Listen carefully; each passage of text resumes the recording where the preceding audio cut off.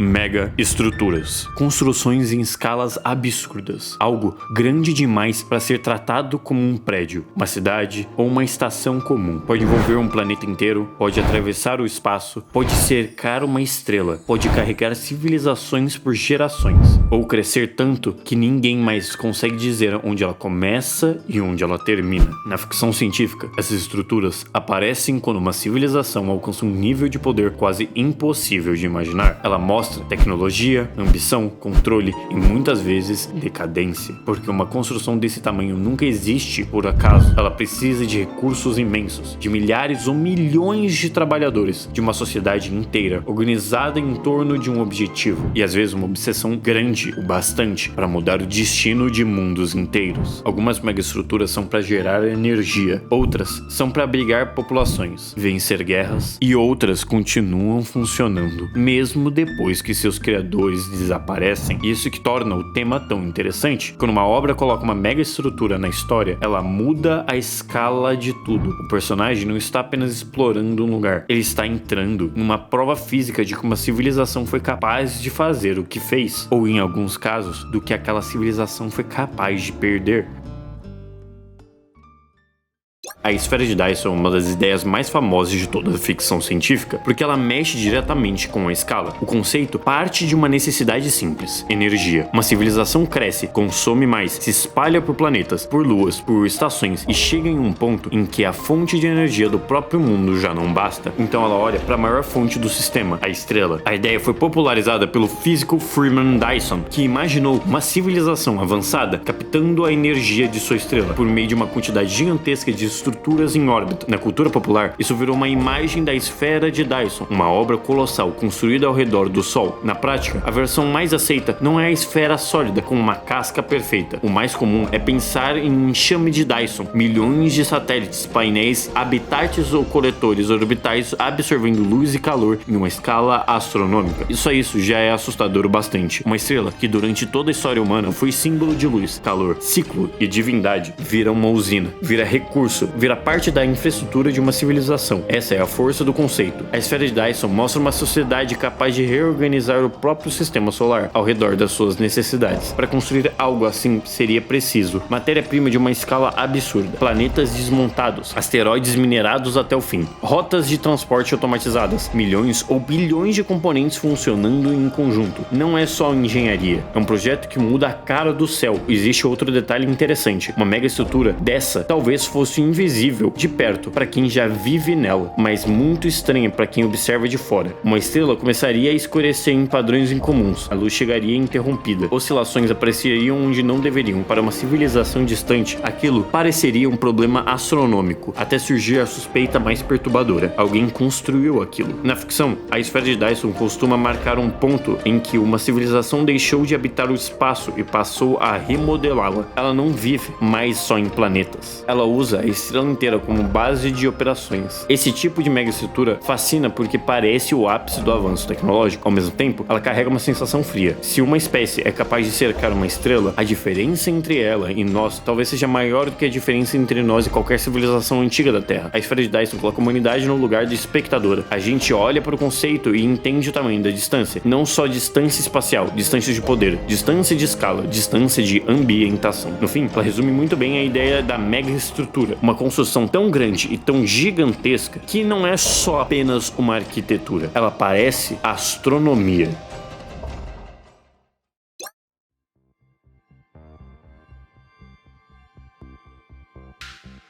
A Estrela da Morte é uma das megaestruturas mais famosas da ficção, porque sua função é brutalmente simples. Ela chega em um sistema, mira, e um planeta inteiro desaparece. Alderaan cai antes de uma guerra longa, não conquistado continente por continente, não passa por uma ocupação, negociação ou rendição. Ele simplesmente some em segundos, e essa cena explica melhor do Império do que qualquer outro discurso. A Estrela da Morte foi construída para mudar a relação entre o governo e o medo. Antes dela, o Império precisava de frotas, exércitos, bloqueios, tropas, prisões e burocracia burocracia para controlar sistemas rebeldes. Com ela, bastava uma pergunta: qual planeta será o próximo? Essa é a lógica por trás dessa estrutura. A estação não precisa destruir milhares de mundos para funcionar, ela só precisa provar que consegue destruir um. Depois disso, cada líder planetário passa a negociar com uma arma apontada para bilhões de civis. A mega estrutura vira propaganda, vira tribunal, vira ameaça permanente. O tamanho dela também importa. Uma nave pode ser enfrentada, uma frota pode ser evitada, mas uma estação espacial do tamanho de uma lua altera o céu de um planeta inteiro. Quando ela aparece, não aparece apenas a tecnologia, aparece um corpo celestial artificial, um símbolo de que um império chegou a uma escala onde até as luas podem ser fabricadas para carregar medo. O interessante é que a Estrela da Morte não foi criada para parecer bonita, acolhedora ou misteriosa. Ela é fria, militar e geométrica, quase sem identidade, além da sua função. Corredores, hangares, salas de comando, canhões, soldados e máquinas. Tudo nela existe para concentrar poder em um único gesto: apertar um botão e apagar uma civilização. Ela mostra um lado mais grosseiro dessa ideia de mega estrutura. Como uma civilização constrói algo grande demais, essa construção revela o que ela valoriza. No caso do Império, a resposta é clara: controle absoluto. A Estrela da Morte não está ali apenas para carregar uma população para sobreviver no espaço. Não protege uma espécie, nem preserva o conhecimento. Ela existe para transformar planetas em exemplos. Alderaan vira mensagem, e a mensagem é simples: o Império não precisa ser amado, só precisa ser temido.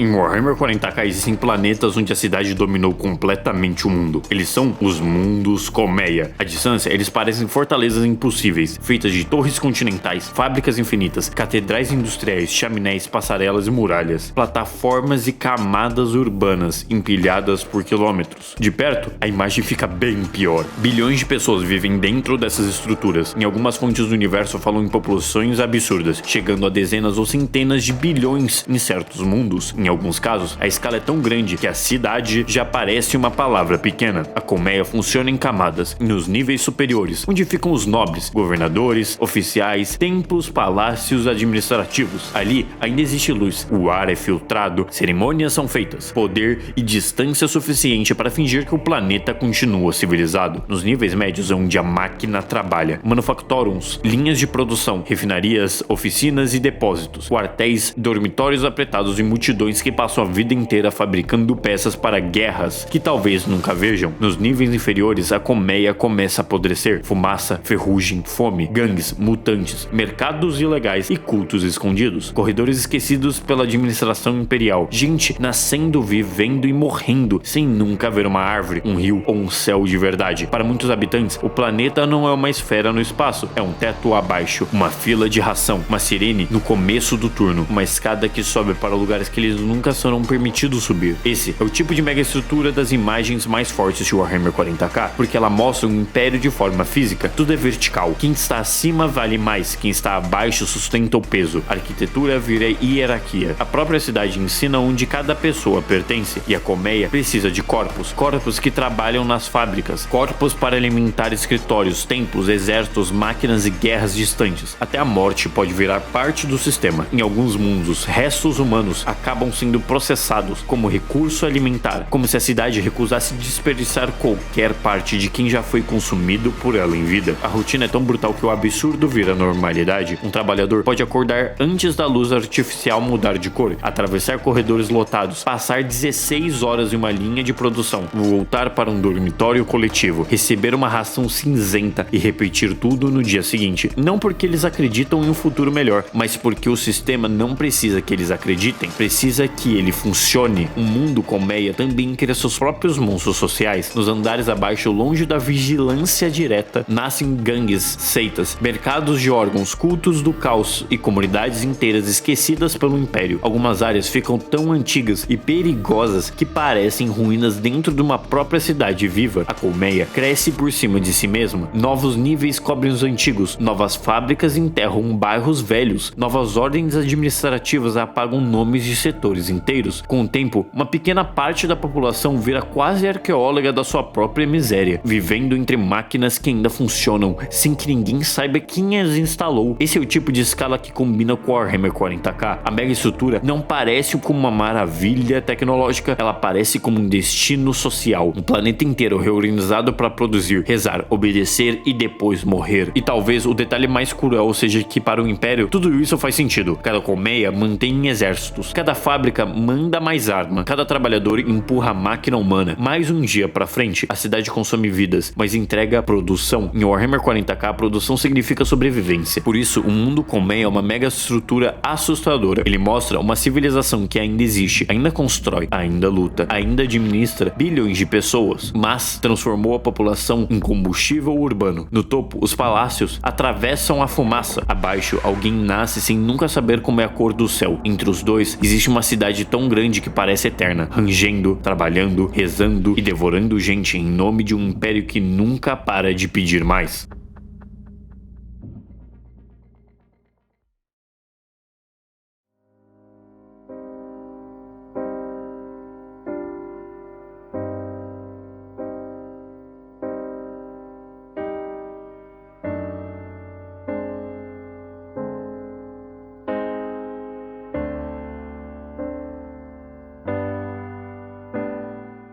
Em Blame, a primeira coisa que chama atenção é o silêncio. Killy anda pelos corredores imensos, pontes vazias, túneis industriais, salas abandonadas e espaços grandes demais para qualquer escala humana fazer sentido. Às vezes, ele passa por lugares que parecem fábricas. Às vezes, passa por cidades inteiras soterradas dentro de outras cidades, por abismos de metal, onde a distância entre um andar e o outro parece maior que uma montanha. A construção ao redor dele é chamada de simplesmente a cidade, mas esse nome começa a perder o sentido muito rápido. A cidade de Blame cresceu além de qualquer ideia comum de civilização. Ela se estende por camadas absurdas, estruturas sobre estruturas, níveis sobre níveis, como se alguém tivesse começado a construir um mundo artificial e depois perdido completamente o controle. Em algum momento, a humanidade deixou de governar aquilo. Os builders, máquinas construtoras, continuaram trabalhando sem parar, erguendo paredes, abrindo corredores, criando novas camadas, fechando outras. A construção virou processo automático, cego, sem uma mente humana coordenando o resultado. A cidade continuou se expandindo porque ela foi feita para se expandir. Mesmo depois que o motivo original desapareceu, Killy atravessa esse lugar procurando pessoas com um Net Terminal Gene, um código genético que permitiria acessar novamente a Netsphere, a recuperar algum tipo de controle sobre o sistema. Em Blame, a humanidade perdeu até a senha da própria criação. Os humanos restaram vivendo espalhados, isolados, escondidos em bolsões minúsculos de sobrevivência. Alguns formam comunidades fechadas, outros foram modificados, outros nem sabem mais o que aconteceu. Eles habitam ruínas que continuam sendo construídas, moram dentro de uma máquina que ainda trabalha, mas já não reconhece seus donos. E o pior é que a cidade possui defesas. A Safeguard trata qualquer humano sem autentificação como ameaça. Máquinas surgem de repente, silenciosas, letais, como anticorpos de um organismo tecnológico gigantesco. Para a própria estrutura, os sobreviventes são intrusos. A humanidade virou invasora dentro de um lugar que nasceu a própria civilização. Essa é a imagem de Blame, um mundo artificial tão grande que apagou o céu. Não existe horizonte natural, não existe clima comum, não existe noite ou dia como referência segura. Existe iluminação artificial, corredores infinitos, concreto, metal, ruído distante e a sensação de cada parede esconde outro nível ainda maior. A escala vira horror. Killy pode andar por dias,